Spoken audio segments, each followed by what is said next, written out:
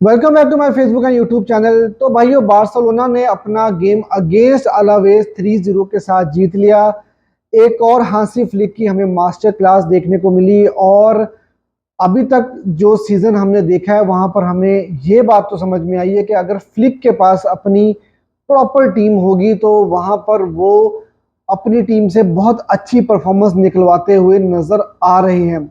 For example देखो, ओसासुना के against हमने बहुत ही ज्यादा रोटेशंस कर दी थी, जिसकी वजह से हमें मैच हारना पड़ा था और हमने काफी बुरी तरह से वो गेम हारी थी।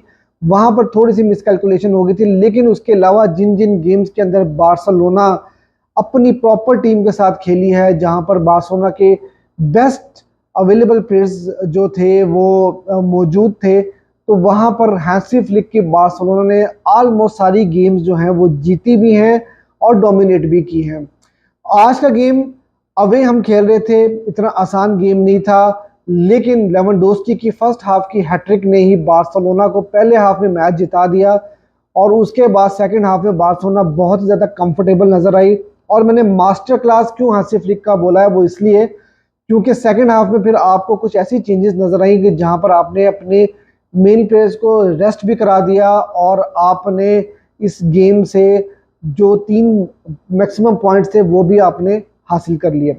अब यार, अगर गेम की बात की जाए ना, तो देखो, तो लेवेंडोस्की ने 3 गोल स्कोर किए और उन्होंने मैच के बाद ये बात कही भी है कि हम पहले मिनट से गोल करने के बारे में सोचते हैं और मेरी जो टीममेट्स हैं उनका काम होता है मुझे पासेस देना और मेरा काम होता है गोल बनाना। और यही वो कर रहे हैं। देखें, यही वो लेवेंडोस्की हैं जो पिछले सीजन में हम इनको बहुत बुरा भला कह रहे थे और बोल रहे थे कि जी लेवेंडोस्की 35-36 साल की एज हो गई है और डिक्लाइन के ऊपर आ गए हैं और अब इनका कैरियर जो है वो ओवर हो चुका है।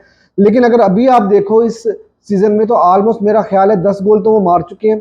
और इस वक्त विनी जूनियर अम्बापे के साथ वो पिचिची के लिए फाइट कर रहे हैं और गोल्डन बूट के लिए हालैंड के साथ फाइट कर रहे हैं। तो यार, इसका मतलब ये कि अगर लेवेंडोस्की को प्रॉपर सर्विस मिल रही हो तो लेवेंडोस्की आज की तारीख में भी एक खतरनाक प्लेयर हैं और बारसा के लिए वो परफॉर्म कर सकते हैं।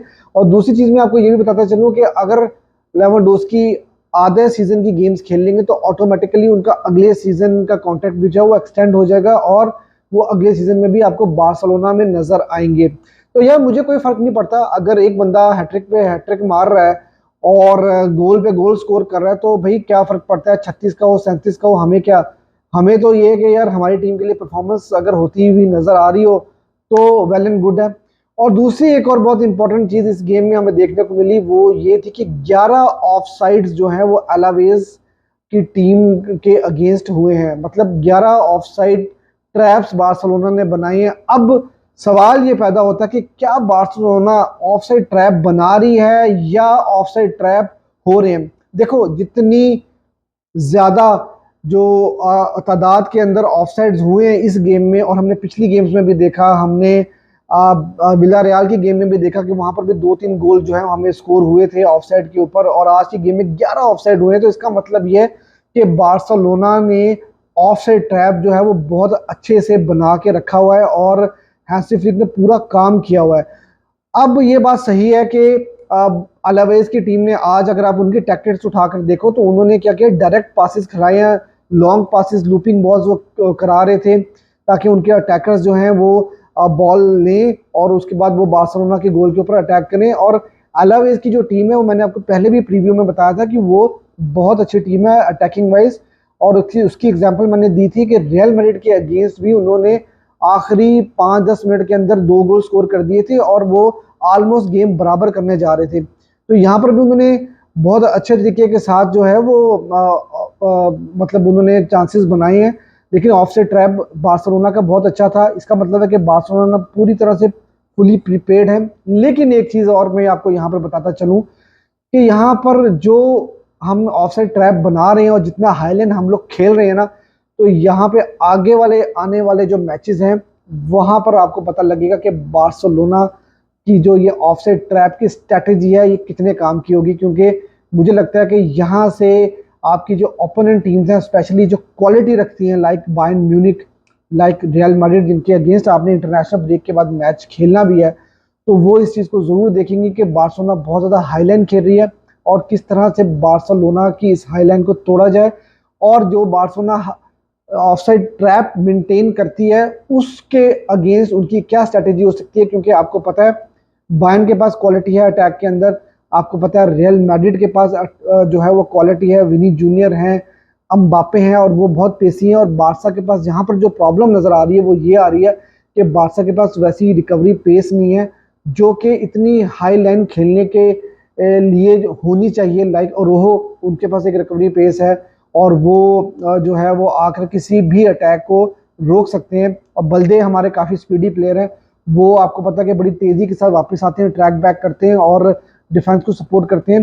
तो इन दो क्वालिटी टीम्स के अगेंस्ट हमें पता लगेगा कि बार्सिलोना के वाकई में ऑफसाइड ट्रैप जो बना रही है वो मतलब बड़ी टीम्स के अगेंस्ट भी, क्वालिटी ओपोनेंट क्वालिटी अटैक के अगेंस्ट भी क्या हम लोग उसको मेंटेन कर पाएंगे कि नहीं, ये एक बहुत बड़ा सवाल है जो कि हमें इंटरनेशनल ब्रेक के बाद बड़ी दो गेम्स जो बायर्न और मैड्रिड के अगेंस्ट होगी वहां पर पता चलेगा।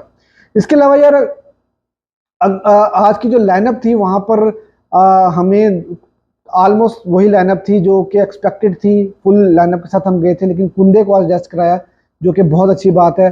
कुंदे पूरे मैचेस खेल रहे थे तो आज उनका रेस्ट बनता था और हेक्टर फोर्ड की परफॉर्मेंस काफ़ी अच्छी थी। और प्लेयर बाय प्लेयर अगर मैं बात करूं तो इनाकी पीनिया ने एक तो बहुत अच्छा सेव किया था, लेकिन इनाकी पीनिया का जो प्रॉब्लम मुझे नज़र आ रहा है ना वो ये कि ऑन द बॉल वो मुझे इतने कॉन्फिडेंट नज़र आ नहीं रहे ऑन द बॉल। स्पेशली जब उनको डी से बाहर निकल के आना पड़ता है तो वहां पर वो काफ़ी ज़्यादा जो है ना कंफ्यूज नज़र आते हैं, सोच में गुम हो जाते हैं कि मैं बाहर निकलूं या ना निकलूं। और बड़ी टीम से अगेंस्ट आप ऐसे कर नहीं सकते। तो मुझे ये लगता है कि इंटरनेशनल ब्रेक के बाद शेजनी वापस आएंगे, फुली फिट होके फिजिकली प्रॉपर ट्रेनिंग के साथ वो आएंगे और वही बार्सिलोना की स्टिक्स के दरमियान आपको खड़े हुए नजर आएंगे। और नकी पीनिया आपको बेंच के ऊपर ही नजर आएंगे क्योंकि पीनिया में जो है ना अभी भी मुझे बहुत सारे जो कॉन्फिडेंस की कमी है ना वो नज़र आ रही है। उसके अलावा यार बल्दे का गेम काफ़ी ज़्यादा अच्छा था। बल्दे पूरा लेफ्ट फ्लैंक आपका चला रहे होते हैं, थोड़ा सा ये ज़रूर है क्योंकि वो फाइनल थर्ड वाली एक स्टोरी है, वो वहाँ पर वो इतना ज़्यादा मतलब जो उनकी डिसीजन मेकिंग है ना उसमें वो बेहतरी अगर आ जाए, फाइनल पास उनका अच्छा हो जाए, जो कि मैं हर वीडियो में बात करता हूँ। अदरवाइज बल्दे का गेम बहुत ही अच्छा था। जिस तरह से वो विंग बैक टाइप की पोजीशन में खेल रहे होते हैं और जिस तरह से वो डिफेंस को सपोर्ट कर रहे होते हैं, अटैक कर रहे होते हैं, तो मेरे ख्याल से बल्दे से अच्छा आपके पास इस वक्त लेफ्ट बैक में कोई ऑप्शन भी नहीं है। और वो भाई मेरे ख्याल से आज की गेम में बहुत बेहतर नजर आए। उसके बाद इनिगो मार्टिनेज आपके मल्दीनी है, मैं क्या ही बात करूं उनके बारे में।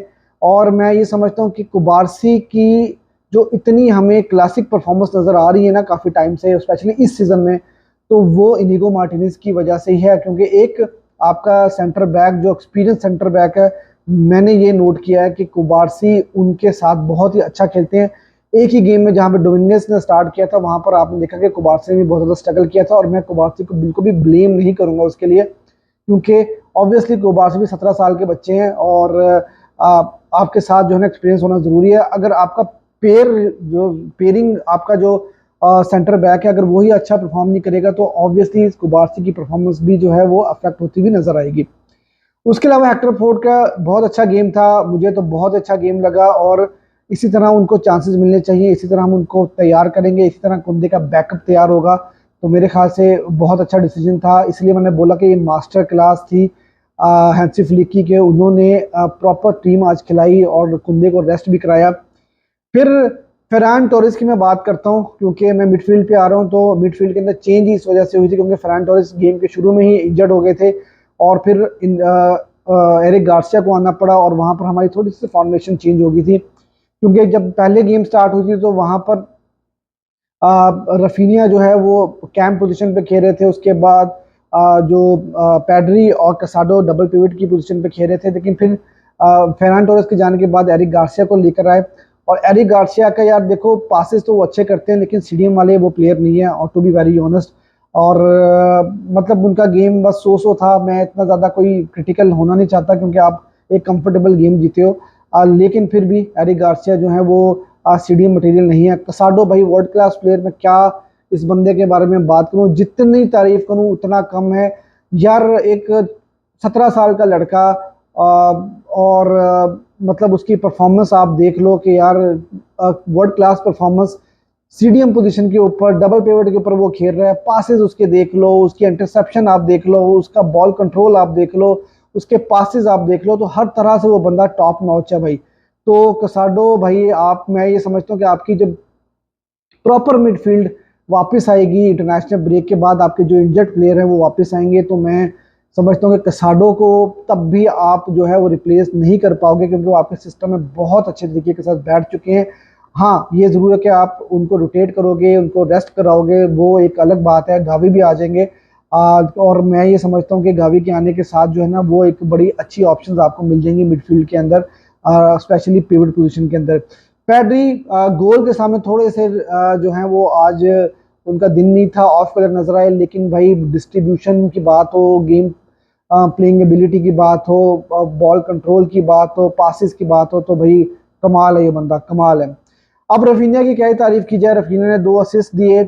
मैं समझता हूँ कि एक आधा गोल भी वो कर सकते थे, 1-1 सिचुएशन में आए थे, गोल उन्होंने मिस कर दिया। लेवेंडोस्की ने हैट्रिक मारी है। बार्सिलोना इस वक्त, बार्सिलोना ला लीगा में एक अकेली टीम है जिसके 2 प्लेयर्स ने हैट्रिक मारी है, और इसके अलावा एक और प्लेयर ने ला लीगा में हैट्रिक मारी है। सिर्फ 3 हैट्रिक्स हुई अभी तक, और 2 बार्सिलोना की तरफ से हुई हैं। लेवेंडोस्की भी 4 या 5 गोल कर सकते थे। लामीन यमाल, तो भैया लामीन यमाल आज थोड़ा सा, मैं जिस जो उन्होंने स्टैंडर्ड मेंटेन किया है 17 साल की उम्र में, उससे थोड़ा सा आज हल्का गेम था, लेकिन लामीन यमाल को मैं मतलब अगर उनकी एज देखकर बात की जाए तो भाई एक वर्ल्ड क्लास प्लेयर है, और एक और बहुत अच्छी परफॉर्मेंस थी, लेकिन अपने स्टैंडर्ड के मुताबिक आज थोड़ी सी परफॉर्मेंस जो है ना उनकी हल्की थी। फिर आंसू फती को लेकर आया गया। देखो, आंसू फती टाइम के साथ थोड़ा थोड़ा सा बेहतर होते चले जा रहे हैं, और देखो ये भी किया जा सकता था कि फरहान की जगह आप आंसू फती को लेकर आते, लेकिन आप इन्हें ऐसा नहीं किया, क्योंकि फ्लिक की अच्छी बात यह है कि फ्लिक जो है वो रश नहीं कर रहे, और जो चीज़ें हमें नज़र नहीं आ रही शायद वो फ्लिक को नज़र आ रही हैं। फ्लिक क्योंकि ट्रेनिंग भी देखते हैं और उनको पता है कि कौन सा प्लेयर कितना रेडी है, तो फती को थोड़ा सा मजीद टाइम लगेगा। आई होप कि वो जल्दी वापस आए।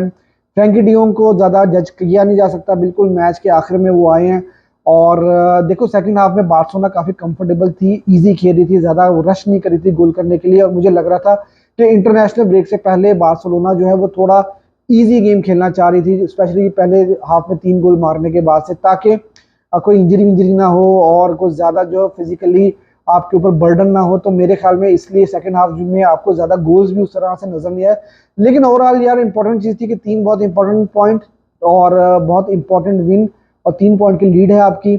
और बार्सिलोना अब इंटरनेशनल ब्रेक के बाद जब वापस आएगी तो बार्सिलोना के 4 इंपॉर्टेंट प्लेयर भी आपके साथ स्क्वाड में होंगे, जहां पर बार्सिलोना की डेप्थ भी इंक्रीज होगी, और उसके बाद बार्सिलोना अपनी बड़ी गेम्स भी खेलने जाएगा। ये थी अब तक की वीडियो आपको अच्छी लगी तो यार वीडियो को लाइक जरूर कर देना, और अगर अभी तक आपने मेरा चैनल सब्सक्राइब नहीं किया तो मेरे चैनल को जरूर सब्सक्राइब कर देना।